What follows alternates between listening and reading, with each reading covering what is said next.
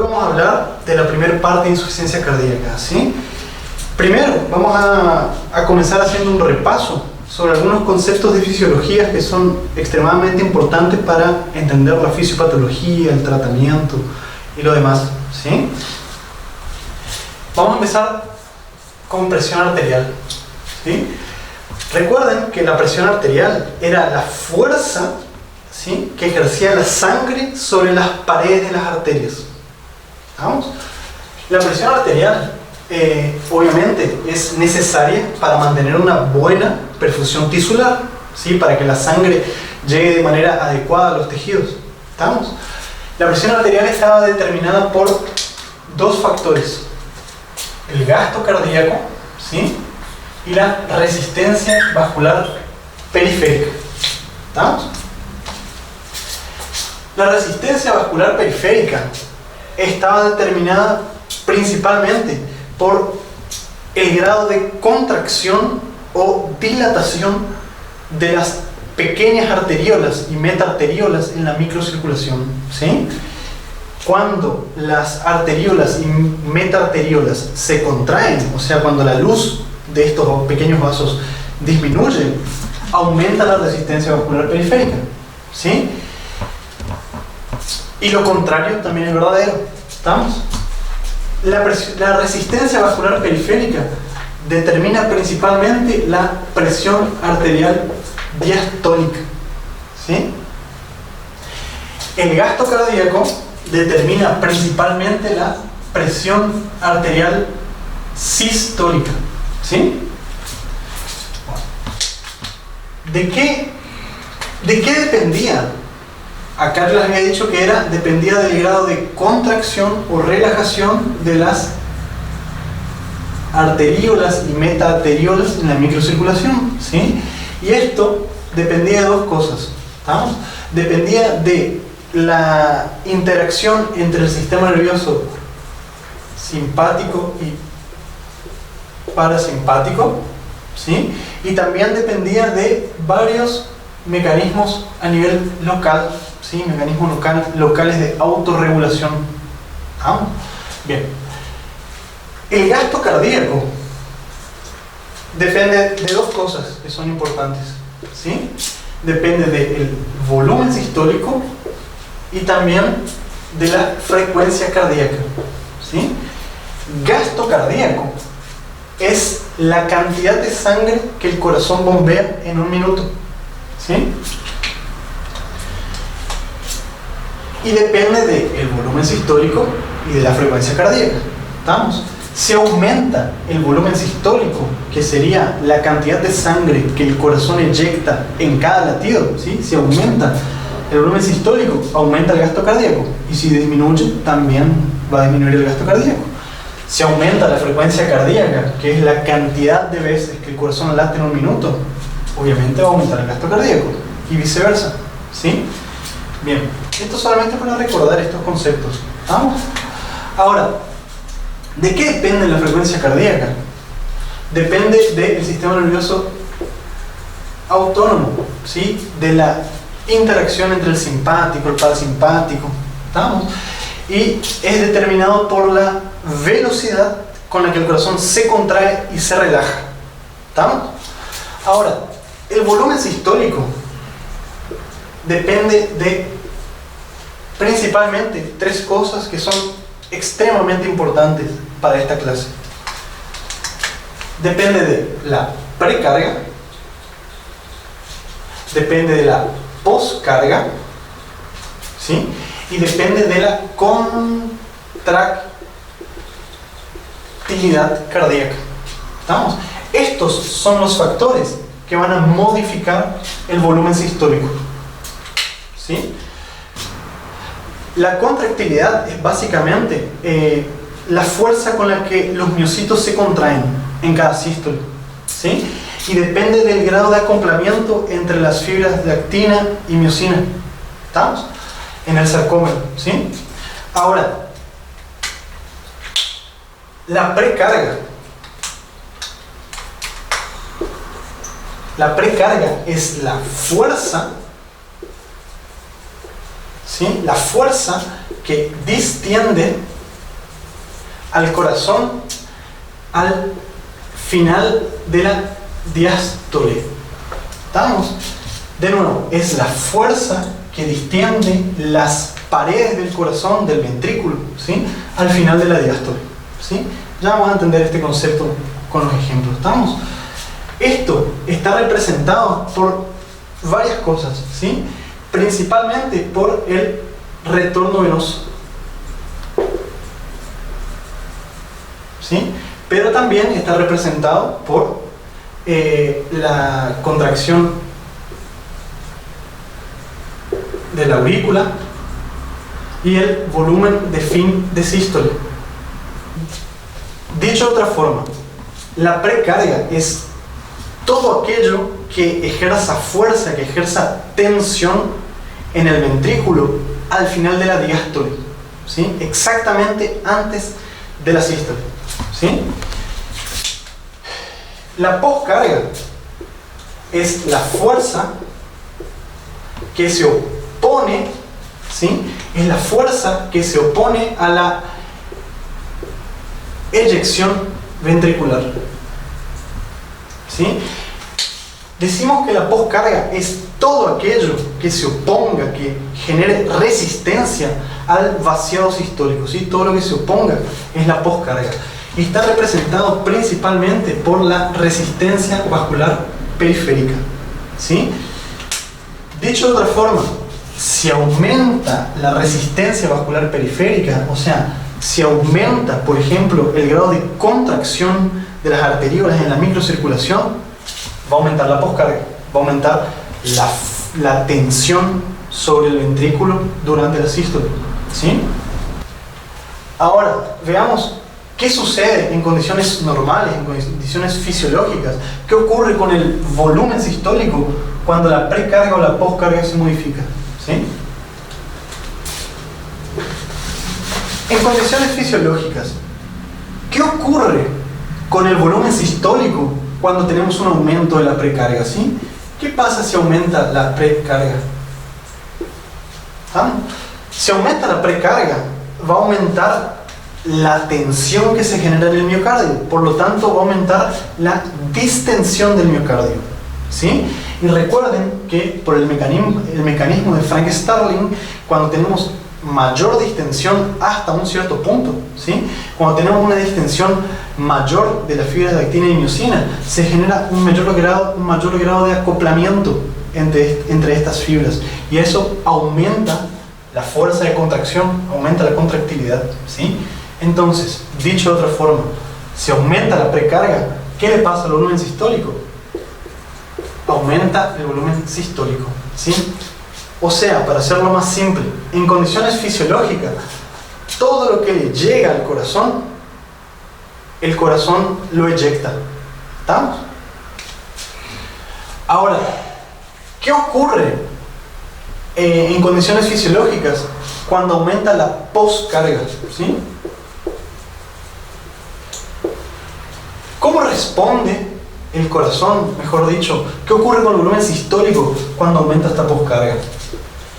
Inicialmente, el aumento de la poscarga disminuye el volumen sistólico. ¿Estamos? Ahora, esta disminución del volumen sistólico, recuerden que va a generar un aumento del volumen de fin de sístole, ¿sí? Y el aumento del volumen de fin de sístole va a generar un aumento de la precarga. Y el aumento de la precarga, ¿qué va a generar? Por distensión del sarcómero, por mecanismo de Frank Starling y demás, el aumento de la precarga va a generar un aumento del volumen sistólico, ¿sí? Dicho de otra forma, para hacerlo más simple, si en condiciones fisiológicas tenemos un aumento brusco de la poscarga, el corazón se adapta y por el mecanismo de Frank Starling aumenta el volumen sistólico. ¿Estamos? Bien. De acá sale una pregunta que es importantísima, ¿sí? ¿Qué les parece a ustedes? En condiciones fisiológicas, ¿quién va a determinar el volumen sistólico? ¿Sí?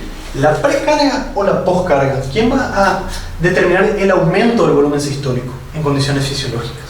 ¿Sí? Si lo que estás pensando es la precarga, estás correcto, ¿sí? En condiciones fisiológicas, vamos a ponerlo acá, condiciones fisiológicas, el aumento de la precarga va a aumentar el volumen sistólico, ¿sí?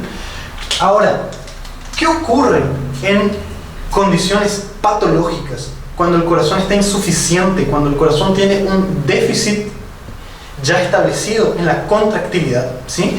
¿Quién va a ser el determinante del aumento del volumen sistólico? ¿Tá? ¿Qué les parece que va a ocurrir con el corazón insuficiente si aumenta la precarga? ¿Tá? El corazón insuficiente, como nosotros vamos a ver más adelante, ya se vio superado por la injuria, se vio superado por el daño. El daño es tan grande que los mecanismos compensadores, como por ejemplo el mecanismo de Frank-Starling, ya no funcionan, ¿sí? La distensión de los sarcómeros ya sobrepasó el grado de distensión óptima. ¿Estamos? O sea, en palabras simples, se perdió el grado de acoplamiento entre las fibras de actina y miosina, ¿sí? Por lo tanto, en condiciones patológicas de insuficiencia cardíaca, ¿sí? El aumento de la precarga no va a producir un aumento del volumen sistólico, ¿sí? El aumento de la precarga lo que va a hacer en el corazón insuficiente va a aumentar el daño, ¿sí? ¿Por qué? Porque solamente va a generar más tensión, más distensión. Las fibras de actina y miosina se van a separar más todavía, ¿sí? Lo va a dejar al corazón más débil aún. Y además de eso, ustedes saben que va a aumentar el consumo de oxígeno, va a generar mayor daño, etc. ¿Estamos? Entonces, en condiciones patológicas, el principal determinante del volumen sistólico es la poscarga, ¿sí? ¿Por qué?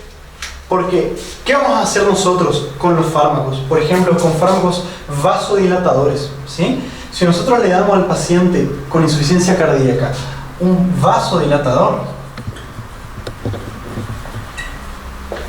¿sí? Como por ejemplo el enalapril o por ejemplo la hidralazina, ¿sí? La hidralazina, ¿sí? Vamos a estar disminuyendo la poscarga, ¿sí? ¿Por qué? Porque el fármaco vasodilatador disminuye la resistencia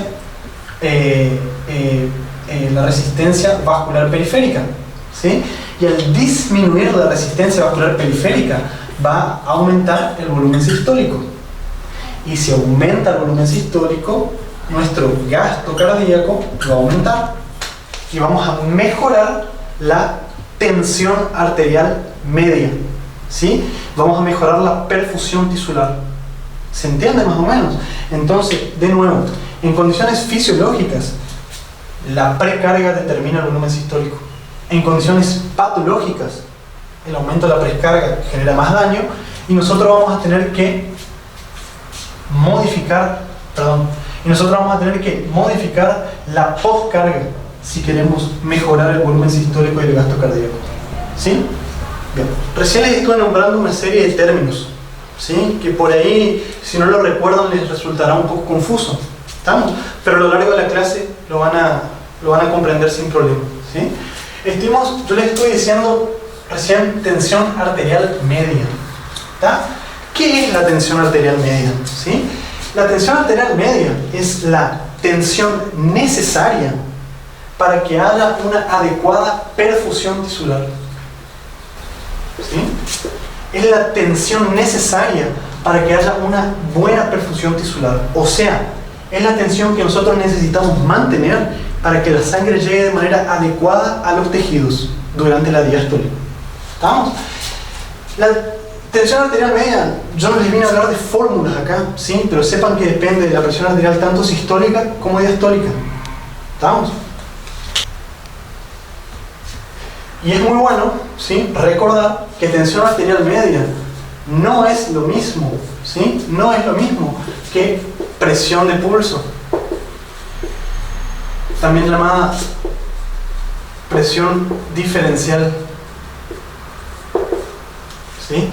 Esto acá es simplemente la diferencia entre la presión arterial sistólica y la presión arterial diastólica. ¿Estamos? Ahora, la tensión arterial media es un parámetro hemodinámico mucho más importante, ¿sí? Porque la tensión arterial media determina la perfusión tisular, ¿sí? Si nosotros decimos que el paciente está con una adecuada tensión arterial media, estamos diciendo que el paciente está bien perfundido, que sus órganos están bien perfundidos, ¿sí? Es un parámetro hemodinámico mucho más importante, ¿no? Otra cosa que les estuve nombrando, ¿sí? Vamos a tratar de recordar también, yo les estoy nombrando volumen de fin de diástole, ¿sí? ¿Qué era el volumen de fin de diástole? Era el volumen que se encuentra en el ventrículo al final de la diástole, ¿sí? Yo no les vine a hablar de números, ¿estamos? Pero recuerden que eran más o menos 100 mililitros, ¿sí? Tiene un rango, ¿está? Pero es más o menos 100 mililitros, ¿sí? El volumen sistólico, ¿estamos? Era el volumen que el corazón eyecta en cada latido, ¿sí? Y era más o menos 60 mililitros, ¿sí? Más o menos 60 mililitros. Y el volumen de fin de sístole era el volumen que queda en el ventrículo al final de la sístole, ¿sí? Y era más o menos 40 mililitros. ¿Estamos? El volumen que queda dentro del ventrículo luego de cada sístole, ¿sí? ¿Para qué les estoy diciendo todo esto? No es porque quiero complicarles la vida, ¿tá? Es simplemente para que recordemos un concepto importantísimo, ¿sí? Extremadamente importante acá, que es la fracción de eyección, ¿sí? Fracción de eyección, recordemos que era el porcentaje, ¿sí?, del volumen de fin de diástole que el corazón bombea con cada sístole, ¿sí? ¿Estamos? Y esto acá es un valor porcentual, ¿sí? Es un valor porcentual, ¿estamos? Es el porcentaje del volumen de fin de diástole que el corazón eyecta en cada latido, ¿sí? La fracción de eyección normal es más de 60%, ¿sí? ¿Qué quiere decir esto? Que en condiciones fisiológicas el corazón eyecta el 60% de lo que se acumula en el ventrículo, ¿sí? Ahora sí, vamos a meternos de lleno en lo que es el síndrome de insuficiencia cardíaca. ¿Vamos? Y vamos a empezar con la definición, ¿sí? Podemos definir a la insuficiencia cardíaca como un síndrome clínico provocado por la incapacidad del corazón de mantener un gasto cardíaco adecuado a las necesidades metabólicas, ¿sí? Síndrome clínico provocado por la incapacidad del corazón de mantener un gasto cardíaco adecuado a las necesidades metabólicas del organismo, ¿sí? O puede hacerlo, pero aumentando las presiones de llenado diastólico, ¿sí?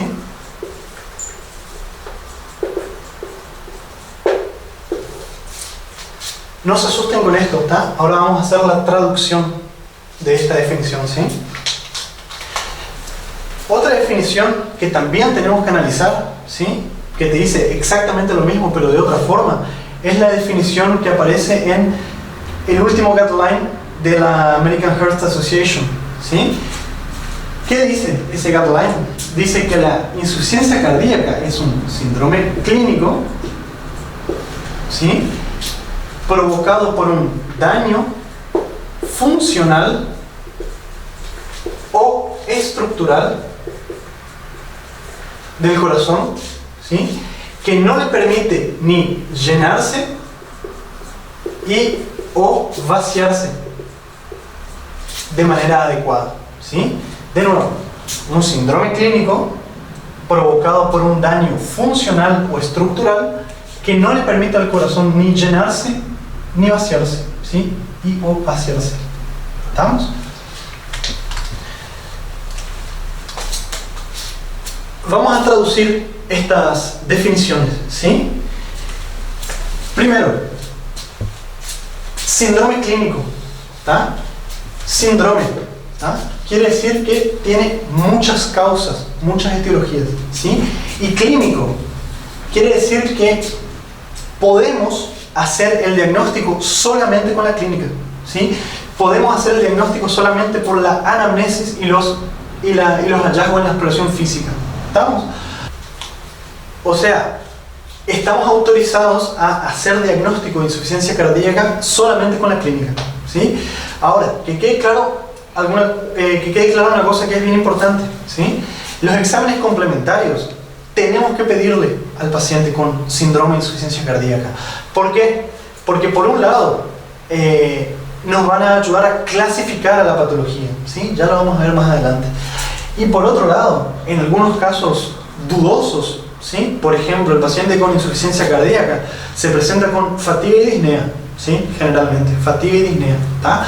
Ahora, ¿qué pasa si el paciente tiene, además de una sospecha de daño cardíaco, también tiene, por ejemplo, EPOC, ¿sí? Enfermedad pulmonar obstructiva crónica? La disnea y la fatiga puede ser por el EPOC. Entonces, en estos casos, los exámenes complementarios nos van a ayudar a determinar si esta disnea es cardíaca o respiratoria, por ejemplo, ¿sí? Entonces, retomando, lo podemos diagnosticar por la clínica, pero los exámenes complementarios son importantísimos para clasificarlos y en algunos casos para determinar el origen de las quejas del paciente, ¿sí? Vamos a pasar a traducir esta parte, ¿sí? ¿Qué quiere decir? Que en algunos casos el paciente puede mantener el gasto cardíaco adecuado, ¿sí? Pero aumentando las presiones de llenado. ¿Qué quiere decir eso? Quiere decir que el paciente mantiene el gasto cardíaco adecuado a expensas de congestión, ¿sí? Congestión pulmonar, congestión sistémica, edema intersticial pulmonar, edema intersticial periférico, etc., ¿sí? Claro, quizás este paciente mantiene un gasto cardíaco adecuado, quizás este paciente está perfundiendo bien sus tejidos, pero tiene congestión, ¿sí? Eso quiere decir eso, ¿tá? Y acá abajo, daño funcional o estructural, ¿sí? Que no le permite al corazón ni llenarse ni vaciarse de manera adecuada, ¿tá? ¿Qué quiere decir daño estructural? Eso acá la palabra se responde por sí sola, ¿sí? Por ejemplo, el corazón tiene pérdida del 30% de los miocitos por un infarto, por ejemplo, ¿sí? Va a tener un daño estructural, ¿tá? O el paciente nace con una cardiopatía congénita que le lleva a tener este síndrome, ¿sí? Ahí se entiende bien. Pero ¿qué quiere decir funcional? Hay veces que el corazón es estructuralmente normal, pero por algún motivo, como por ejemplo arritmias cardíacas, ¿sí? O por ejemplo alteraciones hidroelectrolíticas, ¿sí? La función miocárdica se deprime, ¿sí? O comienza a funcionar mal y el paciente también disminuye el gasto cardíaco y entra en este síndrome, ¿sí? Eso quiere decir funcional, ¿estamos?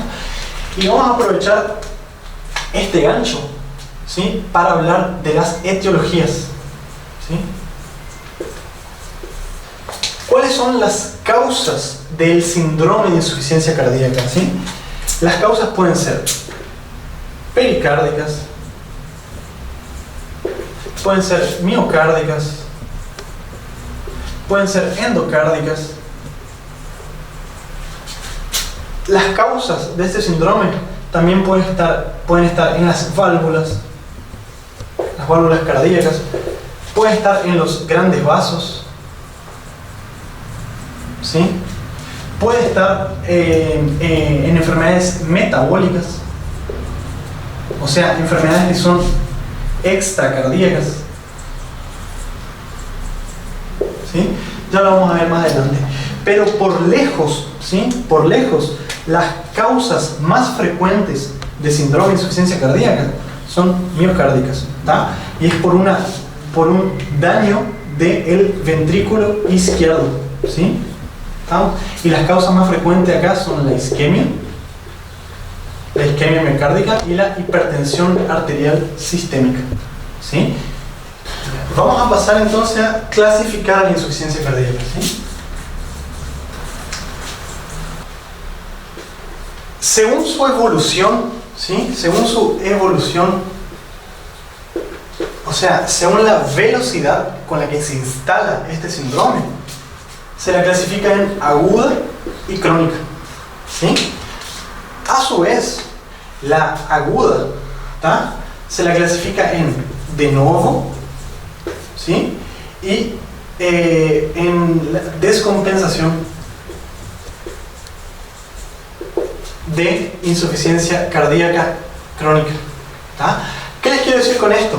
La insuficiencia cardíaca aguda es aquel síndrome que se instala en horas o días, ¿tá? Puede instalarse en un paciente sin daño cardíaco previo, ¿tá?, o en un paciente que ya era portador de una insuficiencia cardíaca crónica compensada, pero por ejemplo, por una infección, gripe por ejemplo, si en el invierno, ¿sí?, se descompensó y el síndrome se instaló o empeoró bruscamente. ¿Estamos? Esto se refiere entonces a un empeoramiento brusco, ¿sí? En términos más técnicos, un avance en la clase funcional, ¿sí? Ya vamos a ver eso en el segundo video para que se entienda mejor. ¿Vamos? La insuficiencia cardíaca crónica es aquella que se instala de manera insidiosa, ¿sí? Va progresando con el tiempo, el paciente tiene factores de riesgo como hipertensión, enfermedad arterial coronaria, alguna cardiopatía congénita, etc. Y con el tiempo se va instalando este síndrome en meses, generalmente en años, ¿tá? Bien. Segundo, la insuficiencia cardíaca también se puede clasificar según el lado del corazón, ¿sí? El lado del corazón que está afectado.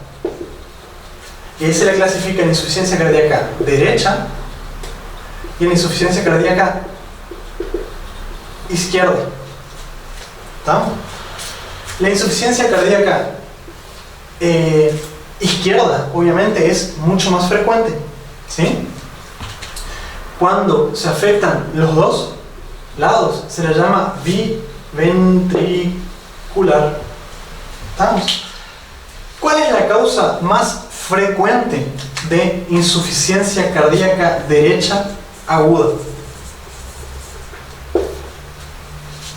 Es el infarto agudo de miocardio del corazón derecho, ¿sí? Ahora, la causa más frecuente de insuficiencia cardíaca derecha crónica, ¿cuál es? Es la insuficiencia cardíaca izquierda. O sea, por progresión de una insuficiencia cardíaca izquierda, se termina afectando el corazón derecho, ¿sí? Esa es la causa más frecuente. Ahora, vamos a hacer acá un asterisco, ¿sí? Y vamos a diferenciar técnicamente, ¿tá?, una insuficiencia cardíaca derecha de lo que es el cor pulmonale, ¿tá? ¿Qué es el cor pulmonale? El cor pulmonale es una disfunción del ventrículo derecho, ¿sí?, secundario a una patología primaria del pulmón, ¿sí?, a una patología que comienza en el pulmón y que cursa con hipertensión arterial pulmonar, ¿tá?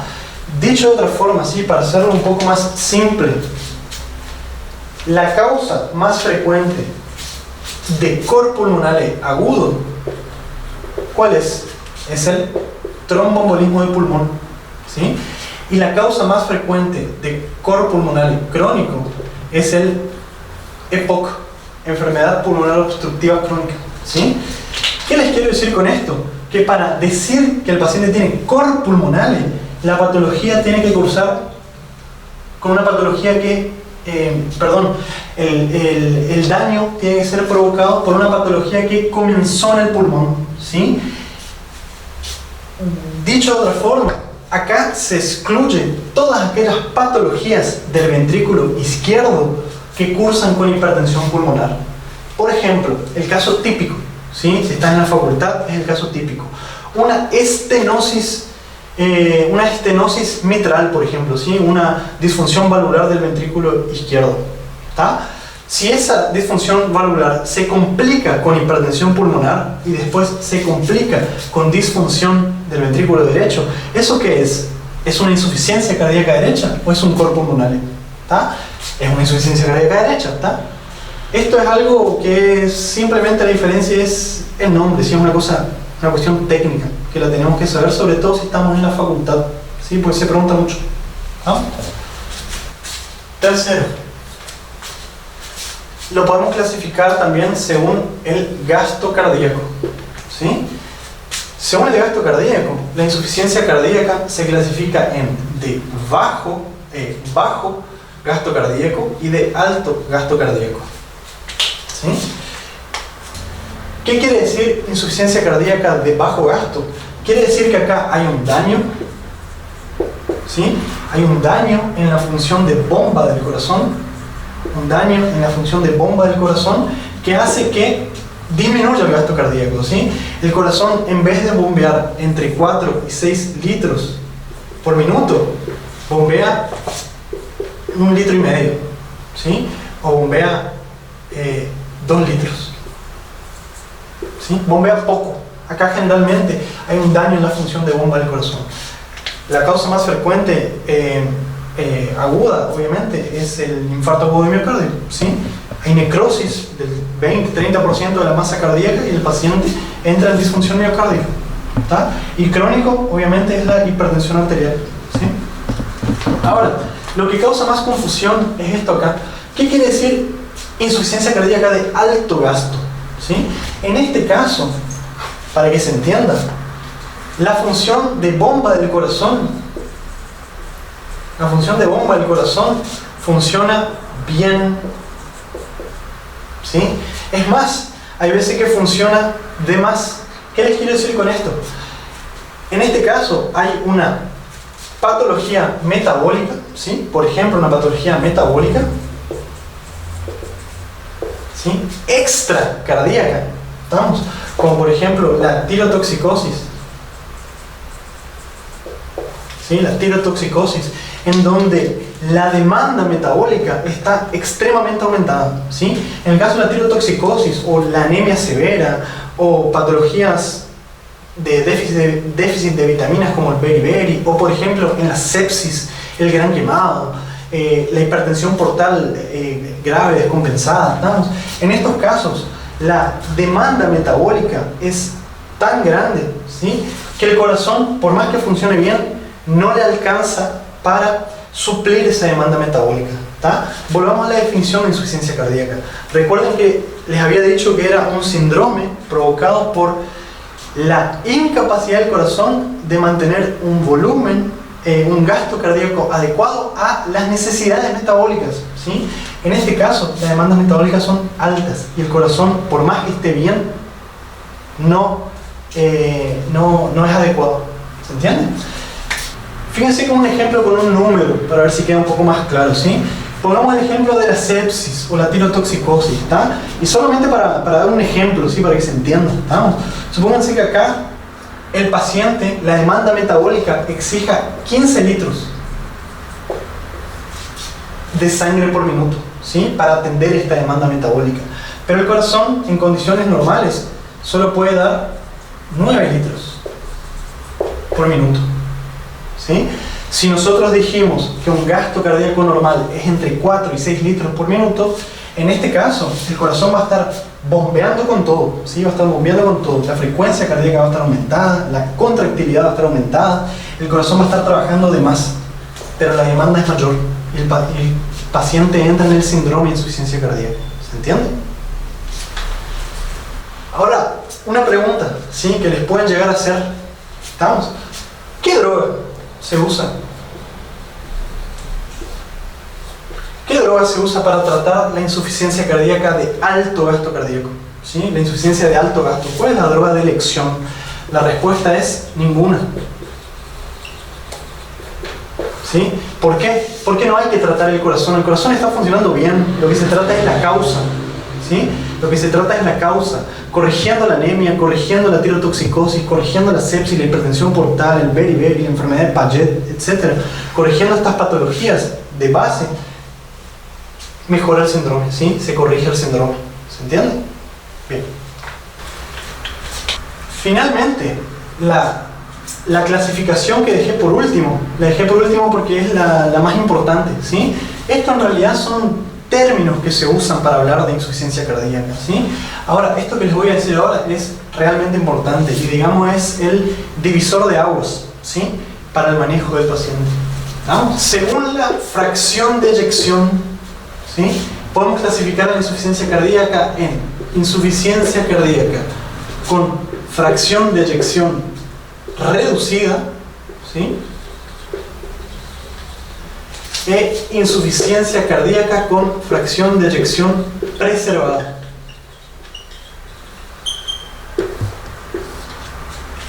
¿Estamos? Esto es extremadamente importante. ¿Qué es la insuficiencia cardíaca con fracción de eyección reducida? ¿Sí? Esto es también llamado de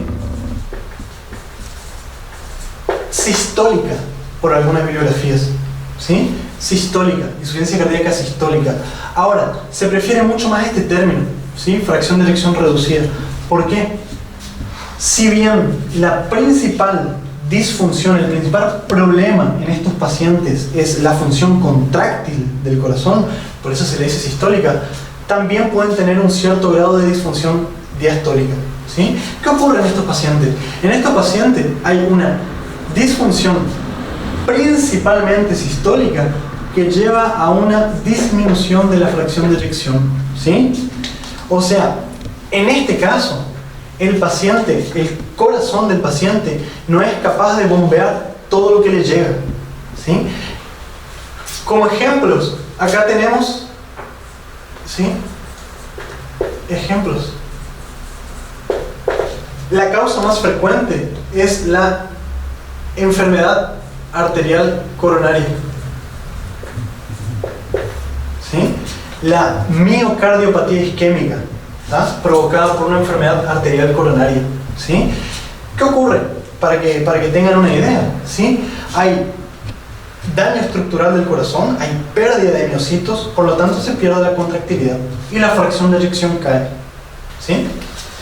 ¿Cómo hacemos el diagnóstico de este tipo de insuficiencia cardíaca? Con el síndrome de insuficiencia cardíaca más una fracción de eyección menor al 40%, ¿sí? Los pacientes que entran dentro de este grupo con fracción de eyección menos del 40% se llaman insuficiencia cardíaca de fracción de eyección reducida, ¿sí? Y esto obviamente se ve con el ecocardiograma, ¿sí? O con el ecodoppler, ¿está? Bien. Existen muchos otros ejemplos aparte de la miocardiopatía isquémica, de la enfermedad coronaria, digamos, ¿sí?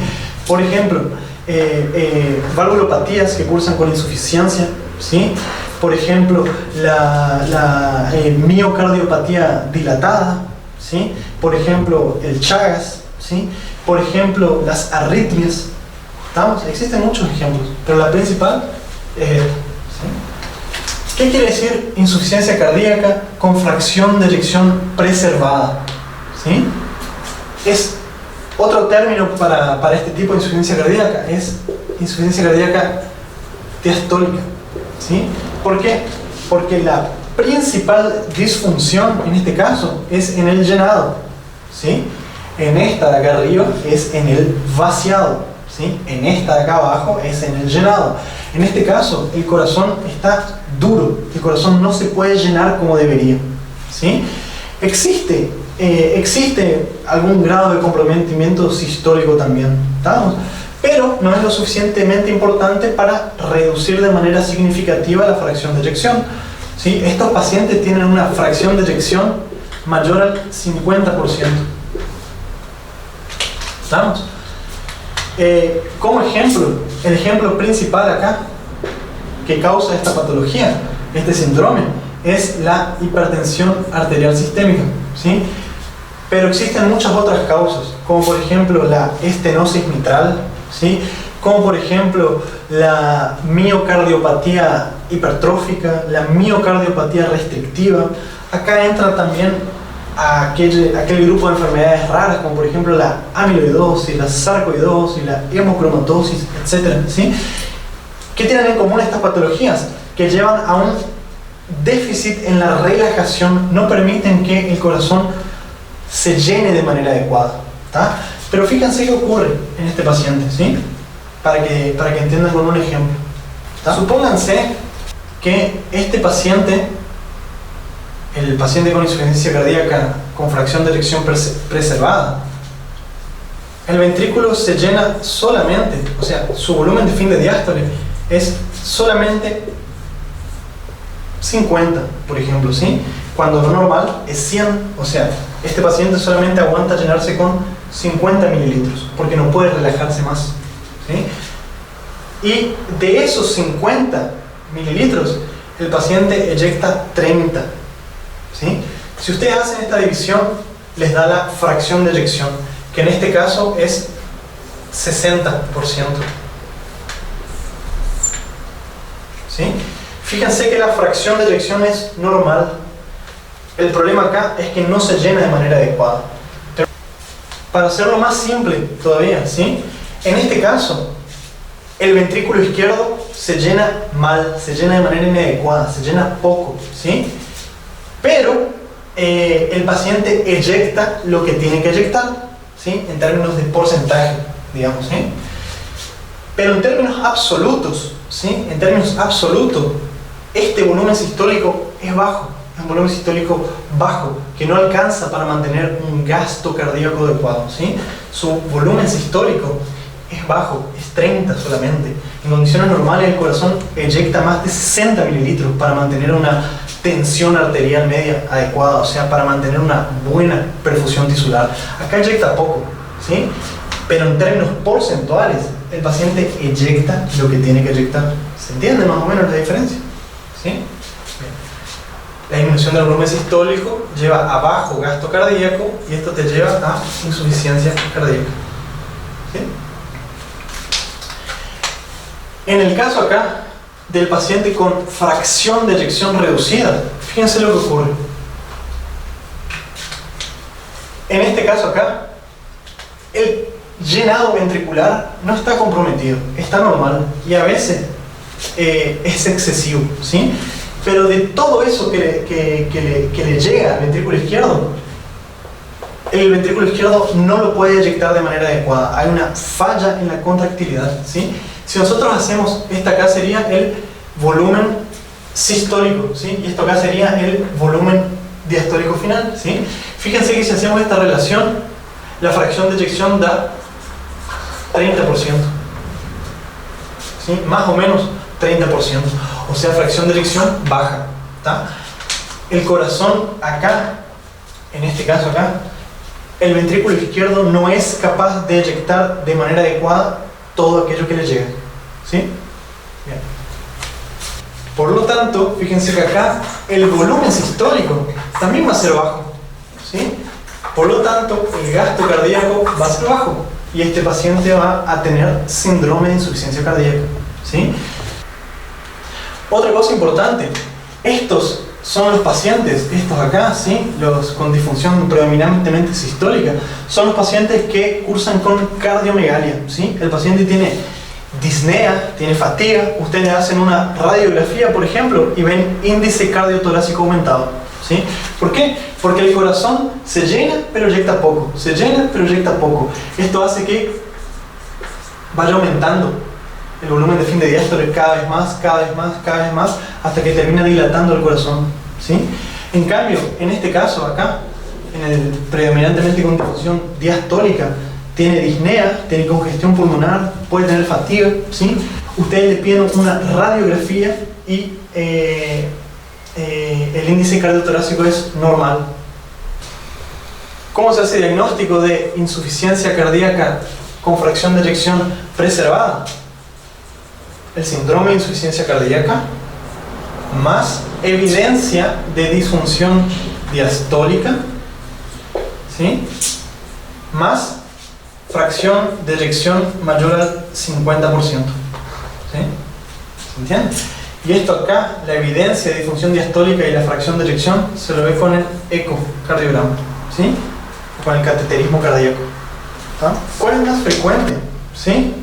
Entre estas dos no está claro en la bibliografía, ¿sí? En el último guideline no está claro, ¿tá? ¿Por qué? Porque la insuficiencia cardíaca diastólica con fracción de eyección preservada representa el 40 al 75% de los casos. O sea, es extremadamente variable, depende de los estudios, ¿sí?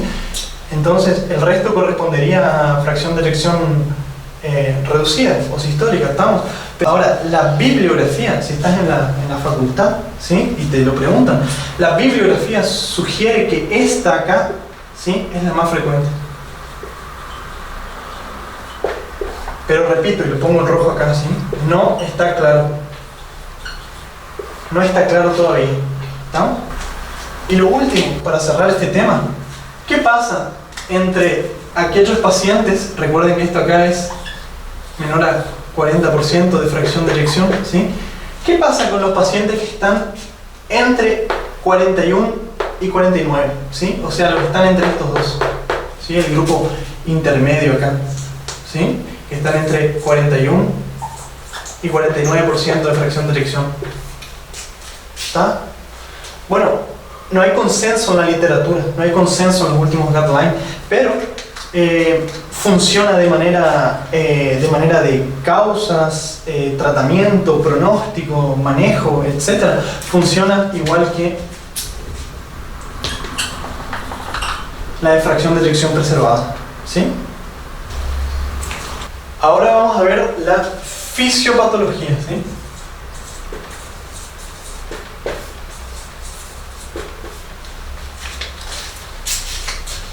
Bien, ¿cuáles son los mecanismos que explican? ¿Sí? Y esto es extremadamente importante para entender la clínica y para entender el manejo del paciente, ¿sí? Yo creo que esto es una de las partes más importantes del video, ¿no? Entonces, independientemente de cuál sea el agente injuriante, independientemente de dónde venga el daño, ¿sí? Independientemente de si es sistólica, diastólica, todo lo que provoque injuria, ¿sí? Injuria o daño en el corazón va a determinar una disminución del gasto cardíaco, ¿sí? Cuando disminuye el gasto cardíaco, ¿sí? El organismo del paciente, riñón, suprarrenales, hipófisis, vasoreceptores, ¿sí? Sensan como que el paciente estuviera hipovolémico, ¿sí? Entonces ponen en marcha una serie de mecanismos de adaptación, ¿sí? Por un lado, se estimula el sistema nervioso simpático, aumentando la liberación de catecolaminas, ¿sí? Principalmente noradrenalina, ¿no? Y por otro lado, se estimula el sistema renina-angiotensina-aldosterona, ¿sí? Con la liberación de angiotensina 2, aldosterona y por consiguiente hormona antidiurética, ¿sí? A su vez, el sistema nervioso simpático, por actuar sobre los receptores beta 1 de la arteriola aferente, aumenta más la liberación de renina, ¿sí? Y estimula más todavía el sistema renina-angiotensina-aldosterona, ¿sí? El aumento de las catecolaminas va a provocar aumento de la frecuencia cardíaca, ¿sí? Va a provocar aumento de la contractilidad, ¿sí? Esto por estímulos de los receptores beta 1 cardíacos, ¿sí? Estoy poniendo los beta porque es importante para la farmacología, ¿no? Va a aumentar entonces la frecuencia cardíaca y la contractilidad, ¿sí? ¿Para qué? Para mantener un gasto cardíaco adecuado, para mantener una adecuada perfusión tisular, ¿sí? Y por otro lado, también van a actuar sobre los receptores alfa de los vasos sanguíneos, ¿sí? Los receptores alfa de las arterias, ¿sí? En la microcirculación, aumentando la resistencia vascular periférica. ¿Estamos? Ahora, ¿qué pasa en este individuo que su corazón ya está trabajando de manera insuficiente? ¿Cuál va a ser el problema de aumentar la frecuencia cardíaca? ¿Sí? Primero, el aumento de la frecuencia cardíaca aumenta el consumo de oxígeno, ¿sí? El aumento de la frecuencia cardíaca aumenta el consumo de oxígeno, ¿sí? El consumo de oxígeno por parte del miocardio, ¿sí? Y si este paciente ya está en insuficiencia, el aumento del consumo va a generar más injuria, más daño, ¿sí? Lo cual va a reducir más aún el gasto cardíaco. ¿Estamos? Por otro lado, el aumento de la contractilidad también va a aumentar el consumo de oxígeno, ¿sí? Y esto va a provocar más injurias también, ¿sí? Ahora, la vasoconstricción arteriolar periférica va a aumentar la resistencia venosa periférica, ¿sí? Y esto va a aumentar la presión arterial diastólica, ¿sí? Y si aumenta la presión arterial diastólica, aumenta la poscarga, ¿sí? ¿Qué quiere decir esto? Que se aumenta la fuerza que se opone a el vaciado del corazón, la fuerza que se opone a la eyección del ventrículo izquierdo, ¿sí?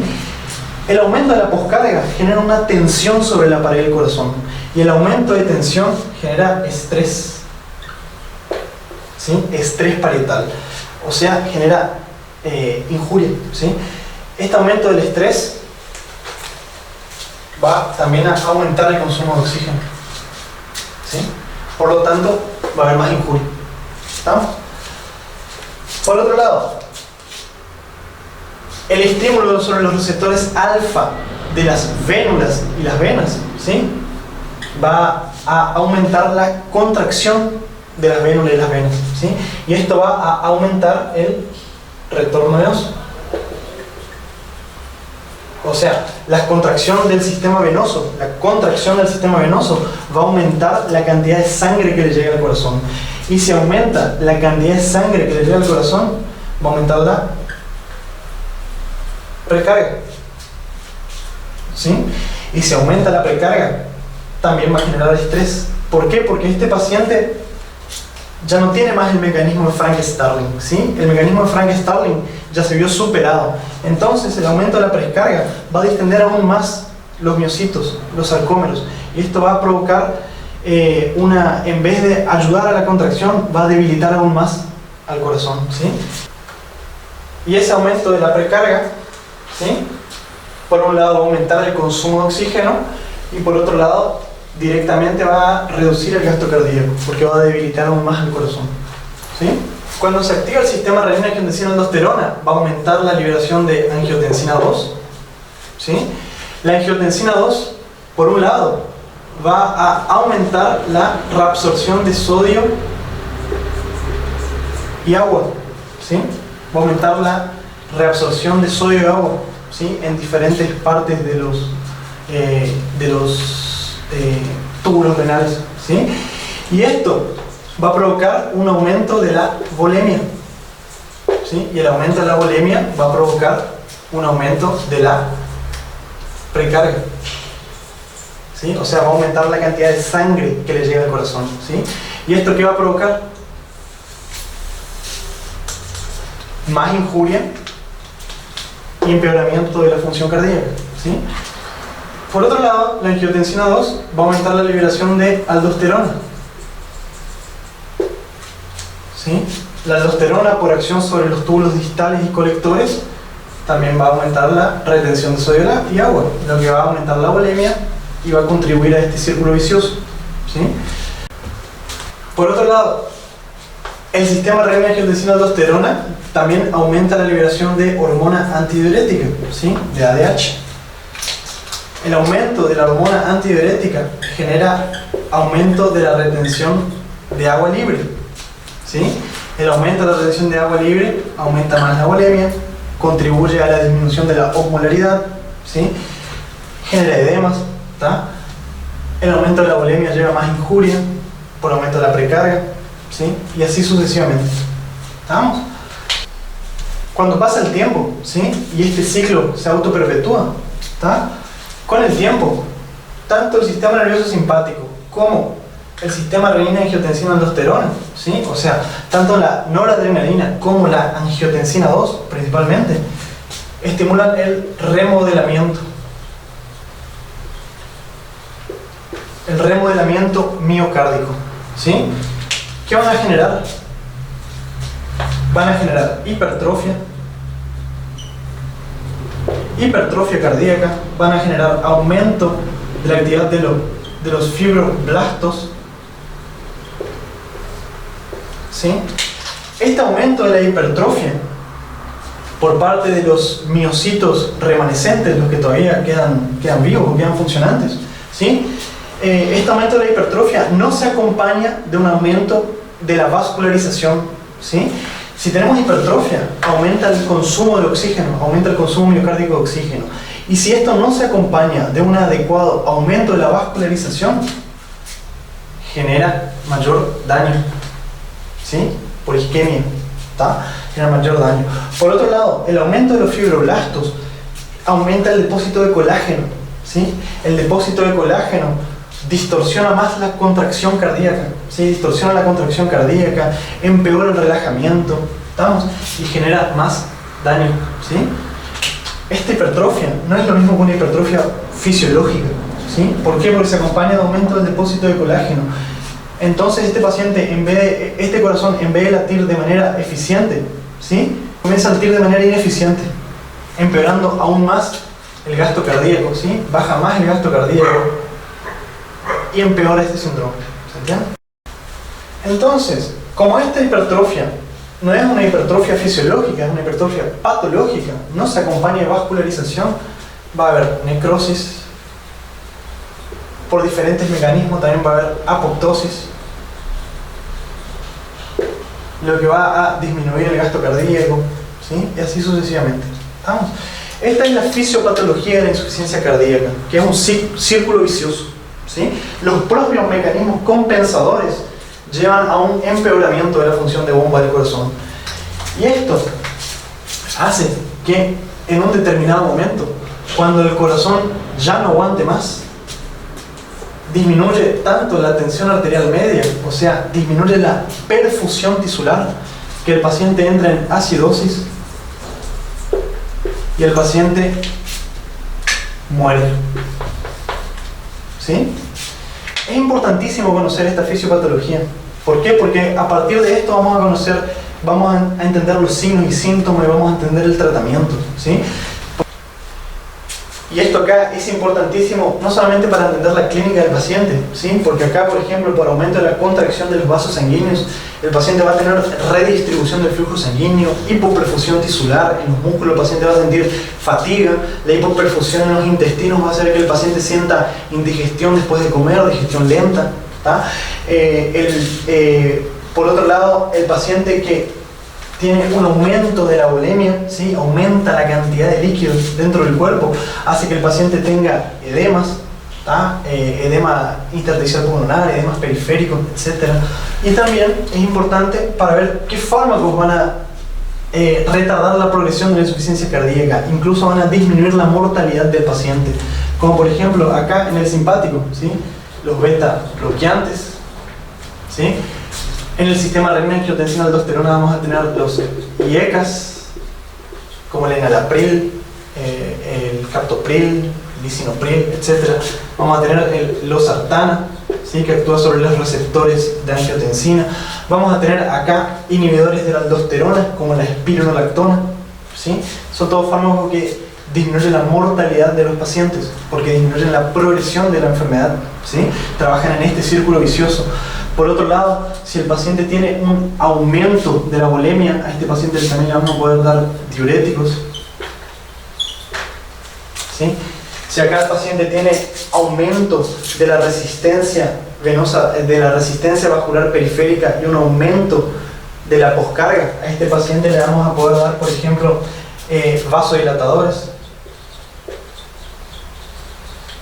¿sí? También como el enalapril, como la hidralazina, ¿tá? Por eso que esto es importantísimo, ¿sí? Esta fue la primera parte de insuficiencia cardíaca. Espero que les guste. Si les gusta, por favor compartan, dejen sus comentarios o sugerencias. Esto es importante porque de esa manera yo entiendo que ustedes quieren que yo continúe haciendo estos videos, ¿sí? Entonces compartan, denle like, inviten gente, ¿sí? Y en el siguiente video vamos a hablar del síndrome de la insuficiencia cardíaca y después del tratamiento. ¿Estamos?